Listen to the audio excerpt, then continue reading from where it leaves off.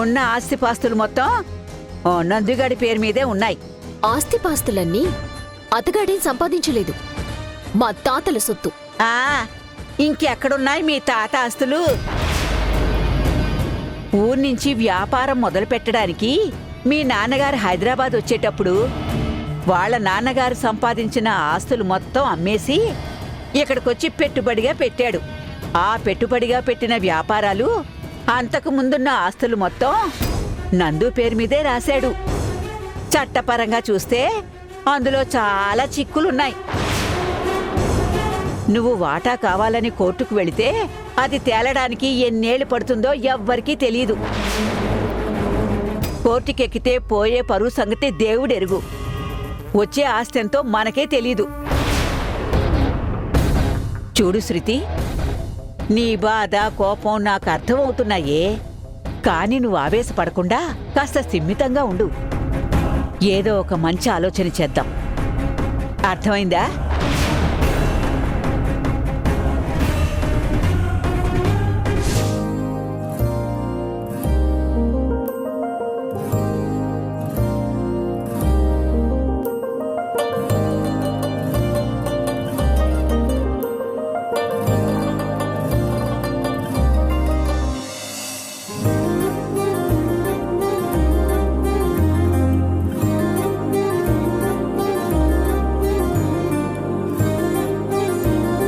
Yahoo!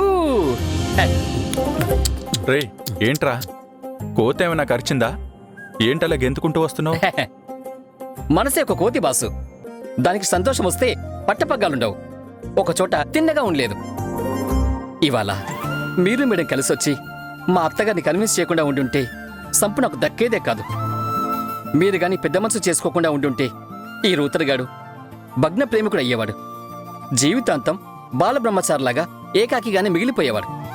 Sump నన్ను పెళ్లి చేసుకుని నా జీవితంలో వెలిగివ్వడానికి మీరు మేడం గారు కారణమయ్యారు. నాకిప్పుడు నా ఆనందానికి అవధులు లేవు. డాన్స్ వేయాలనుంది. రే, ఒక మనిషికి సంతోషం కంటే కావాల్సిందేముందిరా? నీకంత సంతోషంగా ఉందంటే నువ్వు మొహమాట పడొద్దు. డాన్స్ వేయాలనుకుంటే వేసేసే. అవునా బాసు? మీరు పర్మిషన్ ఇచ్చగా అవుతానా? నా ఆనందాన్ని సెలబ్రేట్ చేసేస్తాను.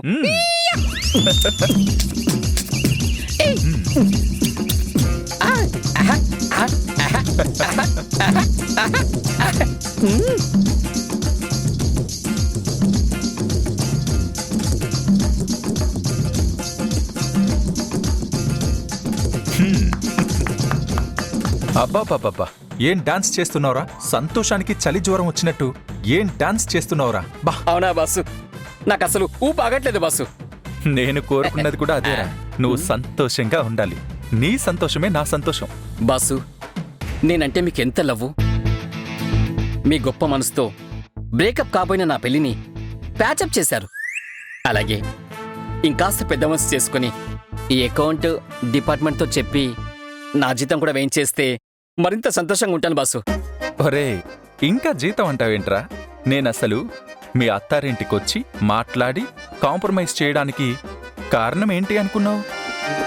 నీకు సంతోషాన్నిచ్చి ఇంకొక 6 నెలలు అడ్వాన్స్ ఉంది చూసావు, అది అకౌంట్లో వేయడానికేగా. ఏంటి బాసు? అవునరా, ఇప్పుడు మరింత సంతోషంగా ఉన్నావు కదా. ఇంకొక 6 నెలలు నీకు జీతమే అక్కర్లేదు. బాసు, డబ్బు లేకపోతే బతకలేను బాసు. ఓరే, డబ్బుదేముందిరా? కుక్కని తన్నినా డబ్బులు రాల్తాయి. డబ్బులు ఖర్చు పెట్టేదే ఆనందం కోసం. ఇప్పుడు ఆనందంగా ఉన్నారు కదా, అంతటితో వదిలేసేయాలి. అసలు ఆ మాటకొస్తే కుక్కంతనే డబ్బులు రాలుతాయి. బాసు, నేను చేసే తప్పేంటో ఇప్పుడు నాకు తెలిసొచ్చింది బాసు. చెంపలు వేసుకుంటున్నాను. ఆ రోజు మీరు లెక్క అడిగినందుకు తొక్కలో లెక్కదేముంది అని చాలా సింపుల్గా తీసి పడేశాను. డబ్బుల విషయంలో టేక్ ఇట్ గ్రాంటెడ్గా బిహేవ్ చేశాను. ఇప్పుడు నా తప్పు నాకు తెలిసొచ్చింది. మీ కాళ్ళు మొక్కి క్షమాపణ అడుగుతాను. మహాప్రభు, నన్ను క్షమించండి. డబ్బులు ఇంపార్టెంటే, లెక్క ఇంపార్టెంటే. ఇప్పటికి తెలిసొచ్చిందన్నమాట నీకు. బాగా బుద్ధొచ్చింది బస్సు. ఇది జీవితాంతం గుర్తుపెట్టుకో. అకౌంట్స్ వాళ్ళతో చెప్తాను, నీ జీతం మొత్తం రిలీజ్ చేస్తారు.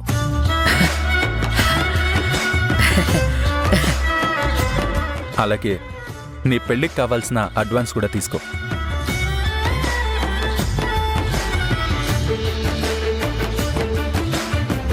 బాసు, చిచి, లేరా, లేరా, పిచ్చి వెదవా. నన్ను నా పిచ్చి చేష్టల్ని భరిస్తూ నన్ను ఉద్యోగంలో ఉంచుకోవడమే కాకుండా మీ ఫ్యామిలీ మెంబర్లా చూసుకుంటున్నారు. నిజంగా ఆ రుణం తీర్చుకోలేను బాసు. రే, చాలేరా. బాసు, మీరేమనుకోకపోతే ఒక మాట చెప్పొచ్చా? చెప్పరా. మీరు నా అలాంటి తిక్కవేదవనే భరిస్తూ నేను సంతోషంగా ఉండాలని కోరుకుంటున్నారు. కానీ మధుగారి సంతోషం గురించి ఆలోచించరండి బాసు. మధుగారి మునుపట్ల సంతోషంగా లేరు బాసు. మేడం మీ భార్య, ఆమెను సంతోషంగా ఉండేలా చూసుకోవడం మీ బాధ్యత. మేడం గారు అందరి సంతోషం గురించి ఆలోచిస్తారు, కానీ మేడం గురించి ఎవరూ ఆలోచించరు. నా అలాంటి వారిని అర్థం చేసుకునే మీరు కట్టుకున్న భార్యని ఎందుకు అర్థం చేసుకోరు? నాకు ఇప్పటికీ అర్థం కావట్లేదు బాసు. మేడం ఒకప్పుడు ఎలా ఉండేవారు, ఇప్పుడు ఎలా ఉన్నారో మీకే తెలుసు. దయచేసి మేడంని అర్థం చేసుకోండి. నేనేదన్నా తప్పుగా మాట్లాడుంటే క్షమించు బాసు.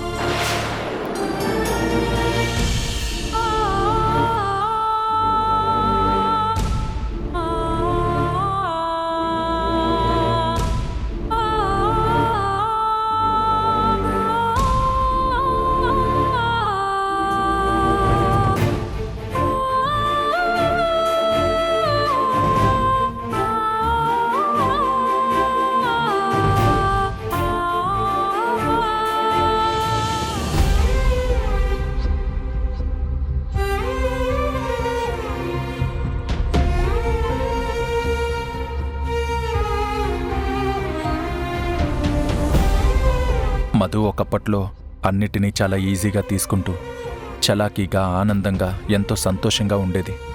కానీ ఇవాళ ఆ పాత మధు లేదు. మధు అప్పట్లో అలా ఉండడం ఒక్కోసారి చిరాకు తెప్పించేది. ఎందులోనూ సీరియస్గా ఉండదు అని తిట్టేవాణ్ణి. తను సీరియస్గా ఉంటే ఏమొస్తుంది, ఉన్న సంతోషం పోతుంది తప్ప అనేది. వీలైతే ప్రతి కష్టంలోనూ సంతోషాన్ని వెతుక్కోవాలే తప్ప ప్రతి చిన్న విషయానికి బాధపడుతూ ఉండకూడదని సింపుల్గా చెప్పేసేది. అప్పుడది అర్థం కాలేదు. ఇప్పుడు అర్థమవుతుంది.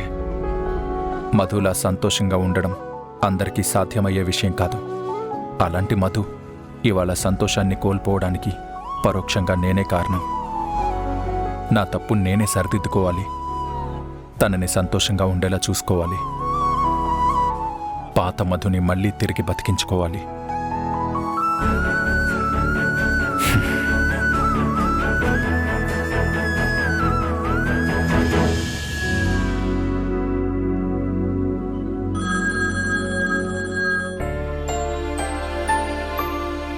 చెప్పండి.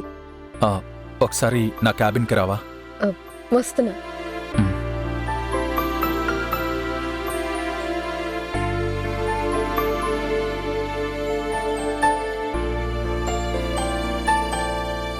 చెప్పండి.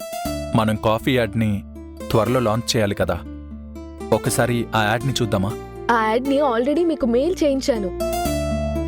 మీ మెయిల్లోనే ఉంటుంది. అలా కాదు, ల్యాప్టాప్లో చూస్తే పెద్దగా జడ్జిమెంట్ రాదు. ఇద్దరం కలిసి టీవీలో చూద్దాం. Hard disk తెప్పించవా?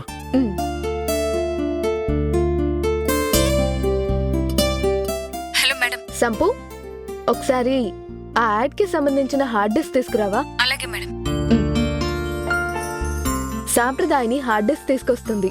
మీరు చూడండి, నేను వెళ్ళి వర్క్ చేసుకుంటాను. ఆగు. యాడ్ ఇద్దరం కలిసి చూస్తేనే కదా దాని మీద ఒపీనియన్ తెలుస్తుంది. డిస్కస్ చేయడానికి వీలుగా కూడా ఉంటుంది. నువ్వు కూడా వెయిట్ చేయి. కూర్చో. పర్లేదు.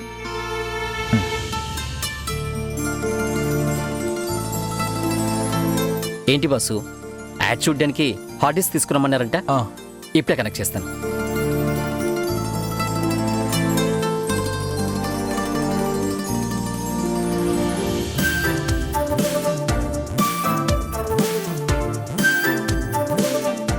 బాసు మీరిక ప్లే చేయొచ్చు.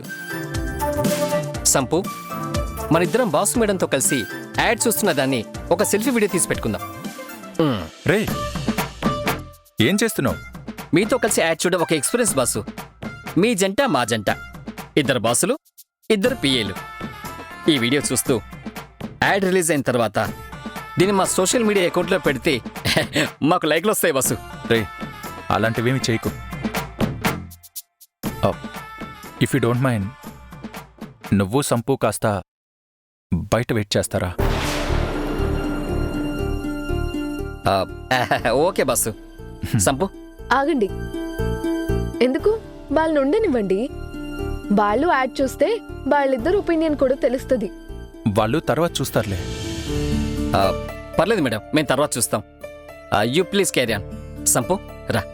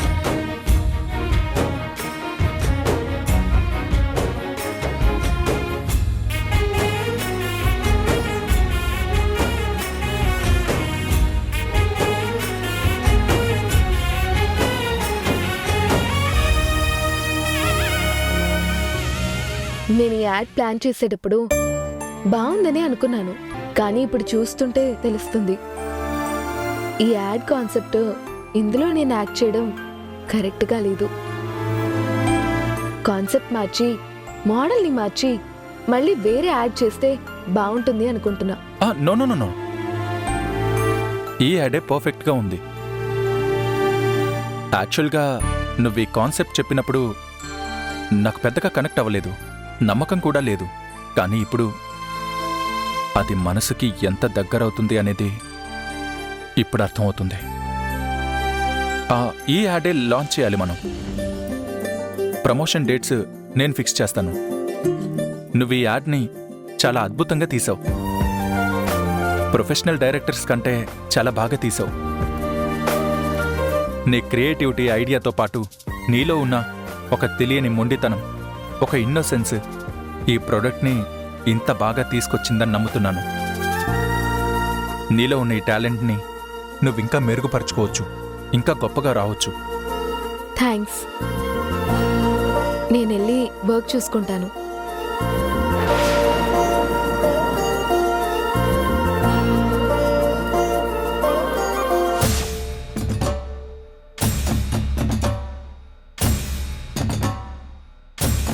దేవకి, దేవకి, ఏమో అనుకున్నానే గాని నీ కూతురు అచ్చుగుద్దినట్టు నీ జెరాక్సే. ఆ మొండితనంలో గాని పట్టుదల్లో గాని నీకేమాత్రం తీసిపోదు. పట్టిన పట్టు విడవడం లేదు. తన పంతమే నెగ్గాలని ఒంటి కాలు మీద నిలబడుతుంది. అప్పటికీ నేనొక ఆలోచన చెప్పా. ముందు ట్రైనీగానే ఆఫీస్కి వెళ్ళు, ఆ తర్వాత నువ్వు అనుకున్నది సాధించచ్చు అని. అబ్బే, వింటేగా నీ రక్తం మరి. పంతం, పట్టుదల నా రక్తం పంచుకు పుట్టడం వల్ల వచ్చాయేమో గాని తంత్రం, కుతంత్రం నా బుర్రలోంచి వచ్చినట్టు రావడం లేదు. మనం ఏది సాధించాలనుకున్నా సైలెంట్గా సాధించాలి. అవతల మనిషి ప్రాణాలు తీయడానికి మనం సిద్ధపడిపోయినప్పుడు కూడా అవతల మనిషి మనల్ని ప్రాణంగా నమ్మాలి. గొంతుకలు కోయాలంటే మన గొంతులోంచి వచ్చే మాట సున్నితంగా ఉండాలే కాని కర్కశంగా ఉండకూడదు. ప్రపంచంలో అత్యంత భయంకరమైన స్లో పాయిజన్ ఏంటో తెలుసా? ప్రేమ. వంచాలనుకున్న ప్రతి ఒక్కరిని ప్రేమతోనే వంచాలి. ప్రేమ కంటే మించిన ఆయుధం ఈ ప్రపంచంలో ఇంకోటి లేదు. కన్న తల్లి అన్న ప్రేమతోనే నందుని ఇన్నాళ్ళు నేను చెప్పినట్టల్లా ఆడిస్తూ వచ్చాను. శృతి ఈ సూత్రం తెలుసుకోకుండా ఆవేశపడుతుంది. ఆవేశం అనర్థమే తప్ప ఆదాయం కాదు. నువ్వు చెప్పింది ప్రతిదీ వాస్తవమే. కానీ ఇన్నాళ్ళు నీ ప్రేమ వాణ్ణి కట్టడి చేసినట్టు ఇప్పుడు చేయడం లేదు. వాడు మధు వైపు మొగ్గు చూపుతున్నాడు. ఎంతైనా వాడు మగాడే కదా. ఆడపిల్ల ఆకర్షణ నుండి ఆ విశ్వామిత్రుడే తప్పించుకోలేకపోయాడు. వీడు ఆ మాత్రం చెలించడం ఆశ్చర్యమేమీ కాదు. వాడి దృష్టిని మళ్ళీ పూర్తిగా తల్లి వైపుకి ఎలా తిప్పాలో అలా తిప్పుతాను. ఇవన్నీ తర్వాత. ముందు శృతి సంగతి తేల్చు. అదేమో ఆ నందుగాడు చెప్పినట్టు ట్రైనీగా వెళ్ళడానికి సిద్ధంగా లేదు. శృతి కోరుకున్నట్టు ఏ ఎండీనో చేయడానికి వాడు ఒప్పుకోవడం లేదు. శృతి మంచి పొజిషన్లో కంపెనీలో అడుగు పెట్టాలంటే అది నీ వల్లే సాధ్యం. ఆ నందుగాడికి చెప్పే విధంగా చెప్పు. వాడిని నేనడిగి నా కూతుర్ని ఒక మంచి పొజిషన్లో కూర్చోబెట్టడం ఏంటమ్మా? వాడే ఆ పొజిషన్ ఇచ్చేలా చేయాలి. ఆ అయితే ఉపాయం ఏదో రెడీగా ఉందన్నమాట. చెప్పు చెప్పు. ముందు శృతిని ఏ గొడవ చేయకుండా కూల్గా డీల్ చేయడం నేర్చుకోమని చెప్పు. నేను చెప్పింది చెప్పినట్టు చేయమను. కానీ నేను చెప్పినట్టుగా దానికి అనుమానం రాకూడదు. అస్సలు అనుమానం రాదు. నీ ఐడియాల్ని నా ఐడియాలుగా చెప్తానుగా. చెప్పు చెప్పు. గుడ్. నందుతో శృతిని లాస్ట్ వార్నింగ్గా చెప్పమను. మర్యాదగా తనని కంపెనీలో మంచి పొజిషన్లో కూర్చోబెట్టకపోతే వెళ్ళి మూర్తి కంపెనీలో జాయిన్ అవుతాను అని చెప్పమను. మూర్తి కంపెనీలోనా? అవును. అలా అని బెదిరించినంత మాత్రాన ఆ నందుగాడు దిగొచ్చి శృతికి పెద్ద పొజిషన్ ఇస్తాడనుకున్నావా? ఆ వెధవకి ప్రపంచంలో ఎవ్వరికీ లేనంత ఇగో ఉంది. అస్సలు ఒప్పుకోడు. వెళితే వెళ్ళు అంటాడు. వాడలా అంటే శృతిని వెళ్ళి మూర్తి కంపెనీలో జాయిన్ అవ్వమను. హా? మన పరువే పోతుంది. మా కూతురు అలా చేస్తే పరువు పోతుందని మా ఆయనకి తెలుసు కదా. ఆయనే ఆపుతారు. ఆ అర్థమైంది. మూర్తి కంపెనీలో జాయిన్ అవుతానని తండ్రి కొడుకుల్ని బెదిరించమంటావు అంతేగా? అంతే. చెప్పింది చెప్పినట్టు అమలు చేయమను నీ మనవరాల్ని. నేను నూరిపోస్తాగా. నాకొదిలేసేయి.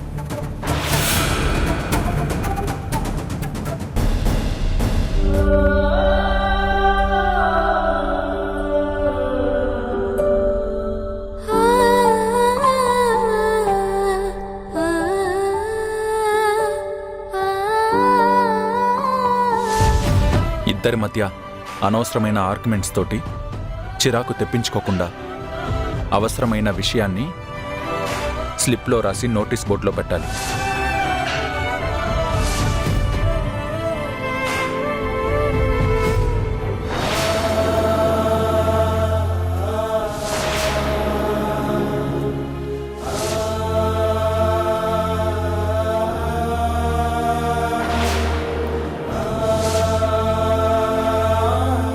నేను మా ఇంటికి వెళ్ళొస్తాను. నేను రావచ్చా? నేను ఈ ఒత్తిడిని అస్సలు తట్టుకోలేకపోతున్నాను.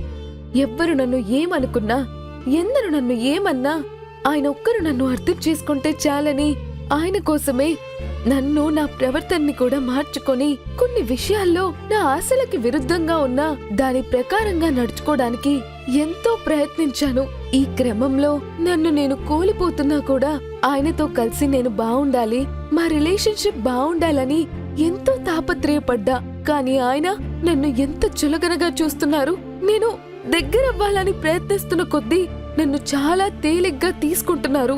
అంటే ముట్టనట్టు ఉంటున్నారు. ఒకసారి నా మీద కన్సర్న్ చూపిస్తున్నట్టే ఉంటుంది. పోనీ ఆయన కాస్త నా మీద జాలి కలుగుతుంది, అర్థం చేసుకోవడానికి ప్రయత్నిస్తున్నాడు అనుకునే లోపే మళ్ళీ వెంటనే నన్ను హర్ట్ చేస్తారు. నిమిషానికో రకంగా ఉంటున్నారు. ఇలాంటి జీవితాన్ని నేను కోరుకోలేదు. ఇలా ఉండలేకపోతున్నాను. ఇలా బ్రతకడం నా వల్ల కావట్లేదు.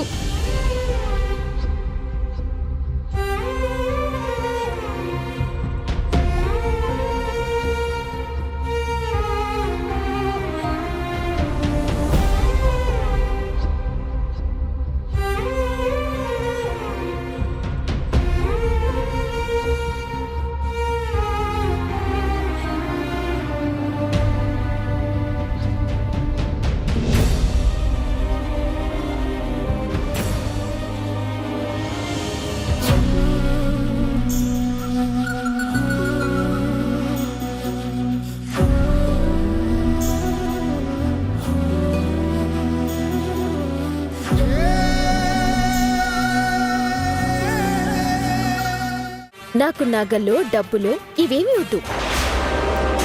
మూర్తి అంకుల్తో మాట్లాడి మీ కంపెనీలో ఏ వైస్ ప్రెసిడెంట్ పదవో ఎండి పోస్టో ఇస్తే నేను కూడా చక్కగా ఆ బిజినెస్ వ్యవహారాలు చూసుకుంటూ ఉంటాను.